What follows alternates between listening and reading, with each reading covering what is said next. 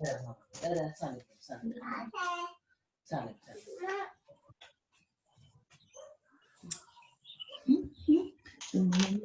Dadah mamanya. Dah.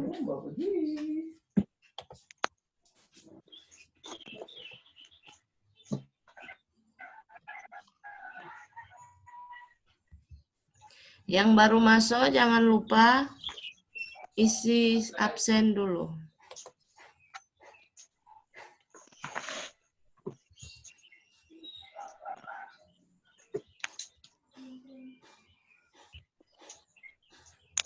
Oke. Coba lihat. Dapat share screen? Dapat. Oke. Ada mem, ada mem. Ada. Jadi hari ini orang mau belajar tentang pengantar logika dan algoritma. Sebenarnya logika dan algoritma itu ada dalam kehidupan sehari-hari. Orang baca dulu tentang definisi logika. Logika identik dengan masuk akal dan penalaran. Penalaran adalah salah satu bentuk pemikiran. Pemikiran adalah pengetahuan tak langsung yang didasarkan pada kenyataan langsung. Pemikiran mungkin benar, mungkin juga tidak. Itu tuh logika. Logika itu yang segala sesuatu yang masuk akal dan sesuai dengan orang penalaran. Definisi logika yang sangat sederhana, yaitu ilmu yang memberikan prinsip-prinsip yang harus diikuti agar dapat berpikir valid menurut aturan yang berlaku. Pelajaran logika menimbulkan kesadaran untuk menggunakan prinsip-prinsip untuk berpikir secara sistematis.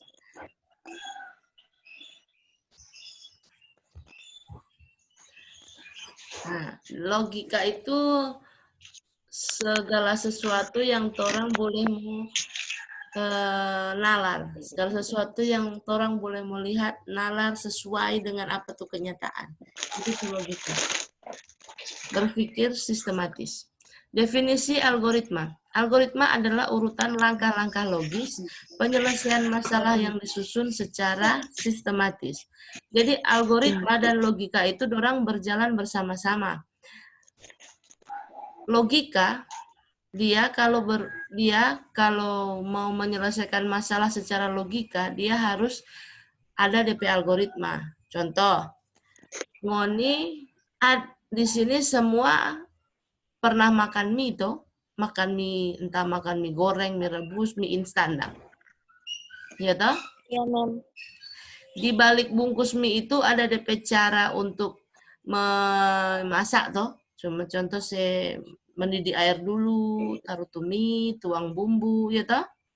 Nah, itulah salah satu contoh algoritma, yaitu urutan langkah-langkah logis, urutan langkah-langkah sistematis dalam penyelesaian masalah. Itu tuh algoritma. Kata logis di sini berarti sesuatu dengan sesuai dengan logika manusia. Logis berarti sesuai dengan logika manusia. Masodang mentorang penalar. Untuk menjadi sebuah algoritma, urutan langkah yang ditempuh untuk menyelesaikan masalah harus memberikan hasil yang benar. Nah, sebenarnya asal-usul algoritma itu seperti apa? Abu Ja'far Muhammad Ibnu Musa Al-Khwarizmi adalah seorang penulis buku Arab yang berjudul Kitab Al-Jabar wal Mukhabalah atau buku pemugaran dan pengurangan. Zaman dulu sebenarnya penemu-penemu dalam matematika, baik itu aljabar, baik itu kalkulus, baik itu matriks, itu ditemukan oleh orang-orang Arab. Nah, salah satunya DP nama Abu Ja'far Muhammad Ibnu Musa bla bla bla ini. Kata Al-Khwarizmi dibaca orang barat menjadi algoritma. Kata algoritma berarti proses menghitung dengan angka Arab. Zaman dulu kalau disebut algoritma itu berarti proses menghitung, karena kan matematika menemukan orang Arab dengan angka Arab. DP angka Arab digunakan. Seorang dikatakan algoris jika orang tersebut menggunakan angka Arab. Kata algoritma lambat laun menjadi algoritm, disebabkan kata algoritma sering dikelirukan dengan kata aritmetik. Sehingga akhiran SM itu berubah menjadi THM. Jadi dari algoritm jadi algoritm. Kata algoritm diserap ke dalam bahasa Indonesia menjadi algoritma. Itu DP asal-usul. Algoritma. Algoritma merupakan deskripsi urutan pelaksanaan suatu proses. Algoritma tersusun oleh sederetan langkah instruksi yang logis.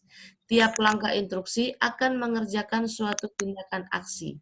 Bila aksi dilaksanakan, maka sejumlah operasi yang bersesuaian akan dikerjakan oleh CPU atau Central Processing Unit. Orang CPU itu ada di sini. Torang proses segala macam torang informasi yang torang dapat, data-data yang torang lihat, torang dengar, torang rasakan, diproses di dalam torang otak. Jadi CPU manusia otak, kalau CPU komputer ya itu lain lagi. Domain algoritma. Dalam menyusun algoritma itu harus ada apa-apa. Pertama harus ada masalah, karena kalau ada masalah menjadi motivasi untuk membuat algoritma. Lalu algoritma itu sendiri, prosedur untuk menyelesaikan masalah. Jadi setelah ada masalah, orang menyusun prosedur untuk menyelesaikan itu masalah. Seringkali satu masalah dapat diselesaikan dengan lebih dari satu cara atau banyak kemungkinan. Jadi algoritma itu dalam suatu urutan algoritmanya tidak cuma satu, boleh lebih dari satu, karena mungkin masalah A dia boleh diselesaikan dengan cara B atau cara C atau cara D. Sesuai dengan torang logika masing-masing. Lalu ada program. Nah, ini kok mulai menyangkut ke komputer. Setelah ada algoritma, DP prosedur sudah jadi, ada program. Program itu representasi formal dari suatu algoritma dengan menggunakan bahasa pemrograman yang bisa dimengerti oleh komputer. Itu torang masuk di komputer ini. Jadi, contoh, ada di suatu sekolah, DP data siswa, banyak sekali kok kalau mau cari, susah kalau cari secara manual. Karena DP data bertumpuk-tumpuk di lemari, jadi kalau mau cari contoh siswa B, dia itu kelas di mana, jurusan apa, DP orang tua bagaimana, DP data-data setengah mati mau cari. Nah itu suatu masalah tuh. Akhirnya disusunlah suatu algoritma, cara supaya bagaimana pencarian data siswa di satu sekolah ini lebih gampang. So susun.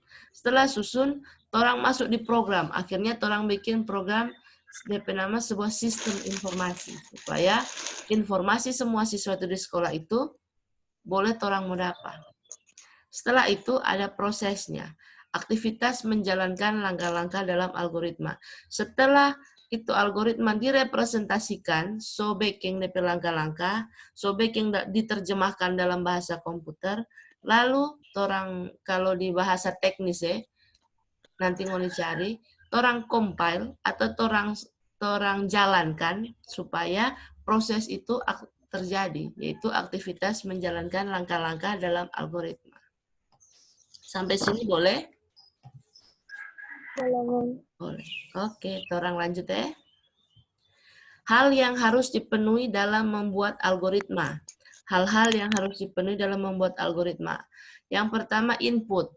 Data apa yang harus diberikan oleh komputer atau sistem yang orang bikin. Sistem itu tidak harus komputer ya. Contoh kalau di orang sekolah, itu tata usaha, ngoni ingat tuh ngoni proses pendaftaran. Pertama, masuk di website dulu. Kedua, daftar ulang, ya toh? Nah, itu sebuah sistem. Nah, DP input adalah data dari ngoni, data yang harus diberikan. Itu contoh penggunaan algoritma sehari-hari. Setelah itu, output. Harus ada, kalau ada input, harus ada DP output. Itu informasi yang akan diperoleh dari komputer. Nah, sama dengan ngoni waktu mendaftar, DP input ngoni data, DP output, ngoni boleh mendapat NIM, ngoni boleh tahu kelas informasi ngoni dapat jurusan mana, seperti itu. Lalu DP logika.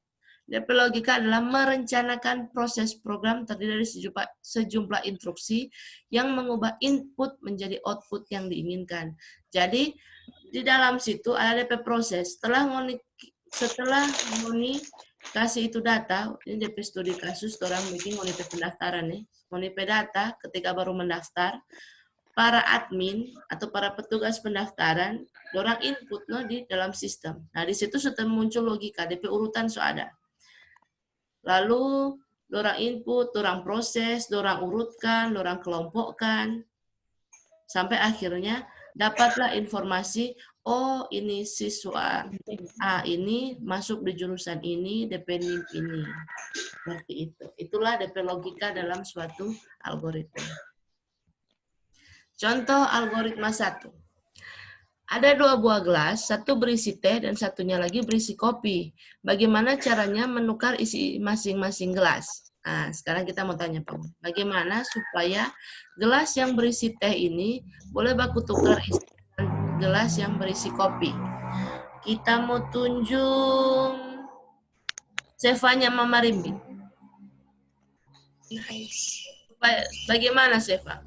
Ngana mau tukar isi dari gelas A yang berisi teh dengan isi gelas B yang berisi kopi. Bagaimana?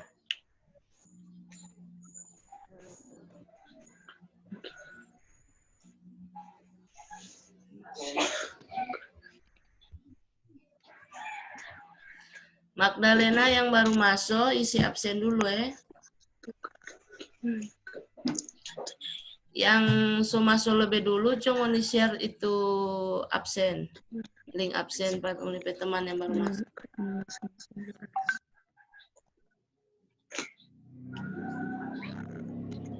Sevanya bagaimana? Atau Michelle Melendez ya?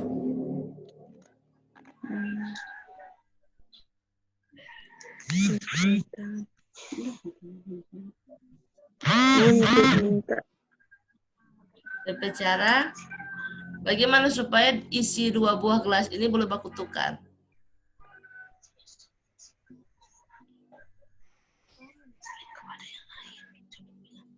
Salin ke wadah yang lain. Harus ada satu tempat lain. Jadi DP cara, pertama siapkan gelas cadangan atau orang sebut jo gelas X. Tuangkan gelas yang berisi teh ke gelas cadangan. Jadi orang tuang dulu itu gelas yang berisi teh taruh di gelas X. Akhirnya gelas yang awalnya berisi teh jadi kosong toh. Lalu tuangkan gelas yang berisi kopi ke gelas yang awalnya dipakai teh. Setelah itu karena gelas yang berisi kopi so kosong, tuangkan isi gelas cadangan atau gelas X ke gelas yang awalnya berisi kopi.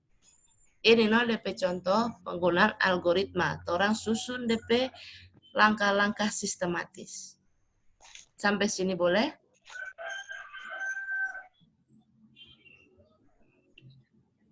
Ada pertanyaan?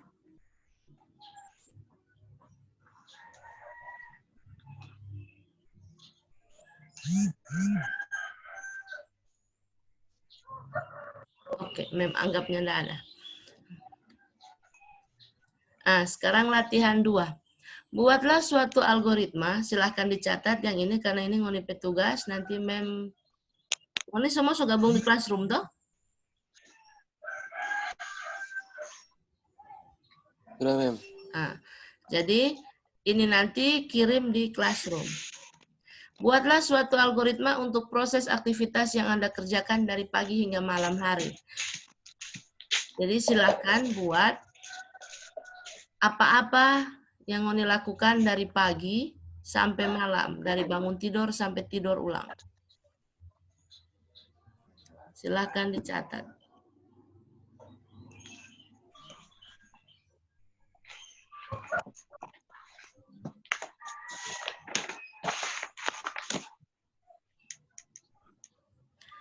Dan untuk materi ini nanti boleh lihat di YouTube supaya kalau mau Riki mencatat, boleh mencatat ulang. Dan kalau di YouTube boleh pause-pause.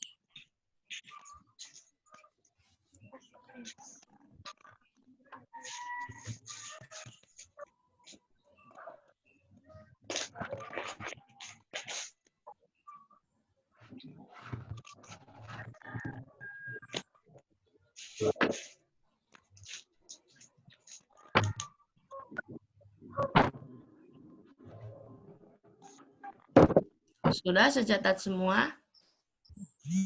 Sudah, Mem. Yang baru masuk, boleh dapat lihat aja DP link absen. Oke. Kalau sudah, orang pemateri hari ini sampai sini dulu. Terima kasih sudah datang tepat waktu. Sampai jumpa minggu depan. Jaga kesehatan, biar kata di rumah, jangan berpuntar-puntar ya. Supaya tetap sehat, supaya tetap mau ikut pelajaran. Oke, selamat pagi. Terima kasih. Dadah. Ada mem.